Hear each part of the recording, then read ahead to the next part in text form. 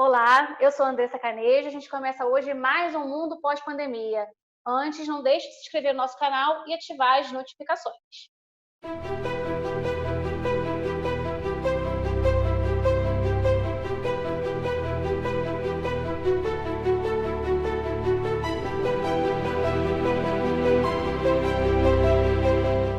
Hoje eu estou aqui com o nosso coordenador do curso de Educação Física, o professor Dr. Cristiano Queiroz de Oliveira, e com a professora mestre Juliana Krieger, que é docente do nosso curso de Educação Física, para falar um pouquinho dessa área.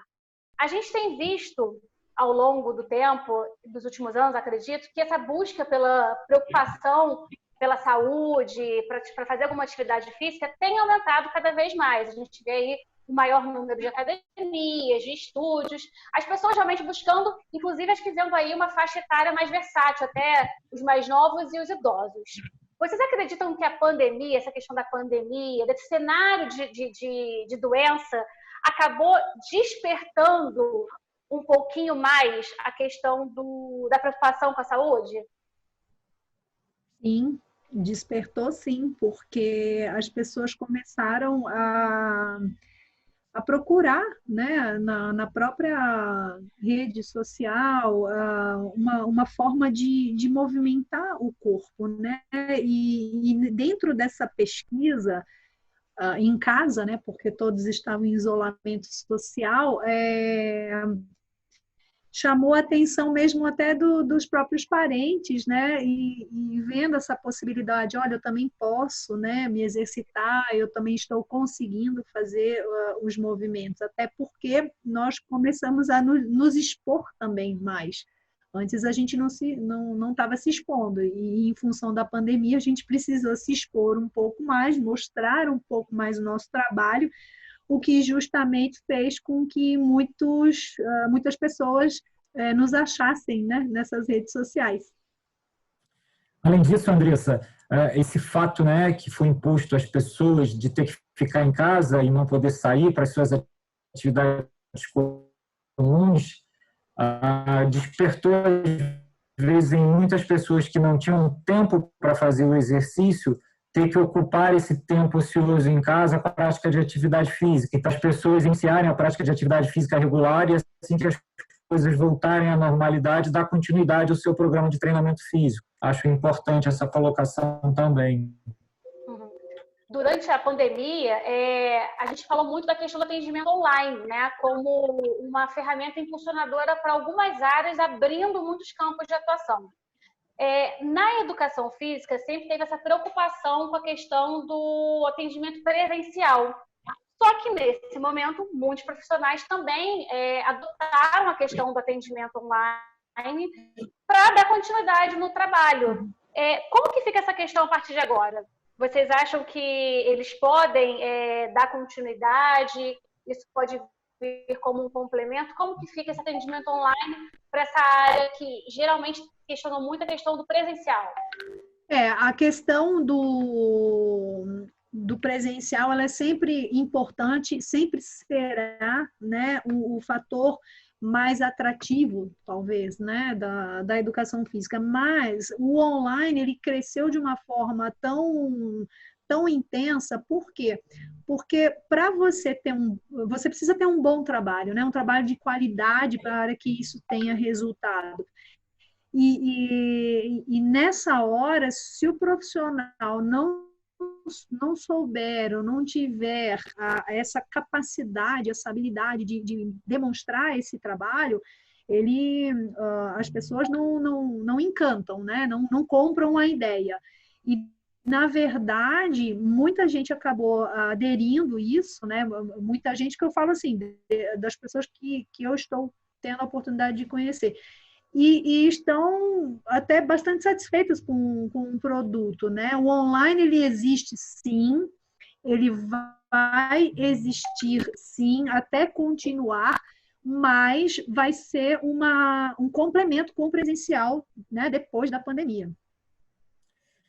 Além disso, eu acredito que a prática de atividade física, ela sempre... A gente é acostumado a realizar a prática de atividade física, pelo menos a assistida, presencialmente, né? Isso é uma característica que sempre foi um campo de discussão e de importância para a atuação prática do profissional de educação física. Mas a gente sempre teve também, de certa forma, o atendimento à distância, como, por exemplo, um personal trainer seu que vai viajar e ele quer um programa de treinamento para ele executar sozinho. Então, de certa forma, isso não é tão novo. Tá? É claro que o emprego de tecnologia ele aumentou com a presença aí dessa pandemia. Então, com isso, pode-se abrir um cenário para uma atuação melhor nesse tipo de atendimento, né? Para as pessoas que têm o hábito de fazer o exercício físico com autonomia, que é uma população parte, né? É uma característica dessa população, a assistência via remoto ela pode ser muito interessante porque ela favorece esse tipo de atividade física, né? O personal trainer ou professor ele vai para dentro do teu espaço onde você está treinando e ele consegue de certa forma te dar uma assistência com mais qualidade do que se fosse simplesmente uma prescrição que você manda por WhatsApp ou manda por e-mail, uma planilha de treinamento, por exemplo. Então, nesse sentido, a situação que a gente vivencia hoje, ela foi capaz de provocar esse tipo de ganho também, né? Esse tipo de assistência, ele passa a ser bem-vindo. Um outro ponto importante também é que a gente tem visto aqui no Brasil, como é o caso até da própria Juliana, da professora Juliana, você tem pessoas fazendo exercício em outros países, onde a profissão de educação física, na maioria dos países, ela nem existe. Então, você passa a ter um alcance maior da atuação profissional com qualidade e não deixa de ser um ganho para essas pessoas que estão se beneficiando desse tipo de aula. Vocês aí já falaram que acaba que isso expande aí um campo de atuação desse profissional. Mas o que essa atuação online, o que ela exige desse profissional? Não, a gente sabe que qualificação é uma exigência para todos. Mas como você fala do trabalho, a diferença do presencial para o online, o que exige desse profissional que quer atuar online? Olha, eu acho que é realmente a comunicação, sabe, Andressa? Porque a gente precisa estar muito conectado com esse cliente, né? Você tem que olhar muito nos detalhes do corpo, né? Porque a gente trabalha com o movimento, então o corpo precisa do movimento em si. Então, a minha experiência com relação a isso é justamente pensar nos detalhes enquanto eu estou fazendo esse atendimento. Olhar o quadril, olhar o pé, olhar o pescoço, as mãos, enfim. Então, essa diferença é justamente que quando, ao executar um determinado padrão de movimento, eu tenha condições de orientar o que eu quero que seja movimentado, seja um quadril, um pé ou o conjunto todo, né? Desse movimento. E é nessa hora que dá essa grande diferença, onde a pessoa se sente realmente que a atenção está sendo dada, né? Porque fala assim, caramba, você tem um olhar clínico, né? Eu uso o termo, porque como é que você conseguiu enxergar? Eu fiz a correção e o padrão do movimento melhorou, percebe? Então, nesse online, eu destaco o detalhe do olhar que você precisa ter com a pessoa que está ali, né? Realmente, a gente precisa estar em sintonia, em conexão. Além disso, eu acredito, né, como você já citou, que a formação é o principal ponto para a atuação profissional em qualquer ramo que a gente venha falar. E na educação física não é diferente. Então, um bom profissional, especificamente na educação física, que é um campo de atuação prático, né, você precisa de um bom conhecimento teórico, um bom conhecimento prático e, como a professora Juliana pontuou, focar bastante no atendimento, porque a gente atende, né? A gente trabalha com atendimento. Na verdade, o profissional de educação física da área de fitness, que trabalha em academia, ele trabalha com atendimento. Você recebe pessoas que desejam um produto, que é a prescrição adequada de exercício físico.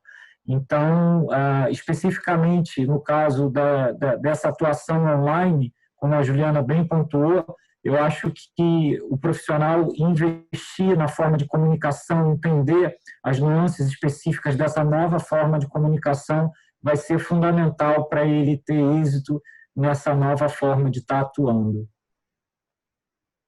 Para a gente encerrar, qual conselho que vocês podem dar para os nossos alunos que estão fazendo já educação física e para aqueles que querem ingressar no curso, que eles podem estar atentos, se preparar para chegar, para encontrar sempre um mercado em constante transformação? O conselho que eu dou é que se gosta de trabalhar com pessoas, se gosta de trabalhar com movimento, a educação física nunca vai perder o seu encanto, né? A educação física, ela é dinâmica, né? Então, se você gosta mesmo se a pessoa gosta, né, de trabalhar com essa dinâmica, esse investimento ele vai ser sempre benéfico, seja para o presencial ou seja para o online, né? O presencial ele é ótimo porque por ser dinâmicos somos intensos e muito humanos, né?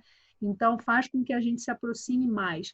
Mas o online consegue também ter essa sua peculiaridade porque é justamente fragmentar, né, esses detalhes para esse humano. Então, essas avaliações que a gente faz, tanto no presencial quanto no online, elas vão existir e elas vão começar a ser viáveis, né, tanto para o presencial quanto para o online. Então, estudar educação física é algo fantástico, e sempre vai existir uma oportunidade de você trabalhar, independente do qual caminho a pessoa for escolher. É isso, Andressa. A professora pontuou bem, né? A educação física é um campo de atuação onde requer o amor e o estudo para o movimento, né? Para o desempenho físico, para o exercício. Então, o profissional que quer atuar nessa área, ele tem que gostar de se movimentar, gostar do movimento, ter interesse em pesquisar sobre o movimento. A educação física ela se baseia em questões científicas, né? Ela é baseada em questões científicas para se fortalecer, né? Porque a prescrição de exercício ela tem que ser baseada em evidência científica. Hoje em dia se estuda, inclusive pontuando com a Covid, se pessoas sedentárias elas estão suscetíveis ao desenvolvimento de uma doença mais grave ou não, ou seja, o exercício físico ele envolve conhecimento, envolve pesquisa. Então, para o profissional que quer se diferenciar nessa área, ele tem que não só gostar de movimento, não só gostar de atendimento, mas gostar também de conhecer a fundo tudo que envolve educação física, que não é só o corpo se movimentar, e sim toda a ciência que está por trás disso, seja na fisiologia, seja na biomecânica, seja na saúde pública, que é uma questão bastante em evidência nos dias de hoje. E aí o profissional que tem todos esses atributos, que se envolve com a profissão de uma maneira profunda, ele está pronto para qualquer situação adversa, né? Hoje a gente tem essa situação, mas amanhã pode ser outra. Enfim, eu gosto sempre de frisar que todo profissional ele tem que ser preparado para a vida, né? Não só para o mercado de trabalho, mas para a vida. Se ele conseguir entender toda a riqueza da sua profissão, isso vai se dever à sua dedicação ao estudo e à prática da sua profissão, ele vai estar preparado para qualquer situação adversa que hoje, infelizmente, é essa pandemia que a gente vivencia, mas amanhã pode ser outra. Tomara que não, mas a gente tem que estar sempre preparado e eu gosto de frisar isso, o profissional tem que estar preparado para situações adversas. Eu queria muito agradecer então a participação de vocês para falar um pouquinho dessa área que, diferente do que muitos acreditam, ela vai além da estética, né? Ela realmente prioriza a questão de saúde, né? Do bem-estar e da saúde. Sim, eu gosto da saúde, né? O meu trabalho ele é voltado para a saúde. E eu acho que você ter um corpo que se movimenta bem, né, onde as dores são as mínimas possíveis, né, a gente consegue ter leveza, até mesmo para passar essa pandemia toda que a gente está, né? Então, a estética sempre é uma consequência. A gente costuma brincar que a educação física é a única área da saúde que realmente trabalha com a saúde, né? As demais se preocupam mais em tratar a doença, em prevenir a doença. E a educação física, a gente todos sabem, né, que o sedentarismo é fator de risco para as doenças crônico-degenerativas, que são as principais doenças da atualidade, né, a doença cardíaca, hipertensão, diabetes. O exercício previne para isso, né, mais um exemplo de saúde. E hoje a gente não tem a certeza, mas a gente tem uma ideia de que é possível, de que as pessoas ativas, elas estão menos suscetíveis a um desenvolvimento mais grave dessa doença.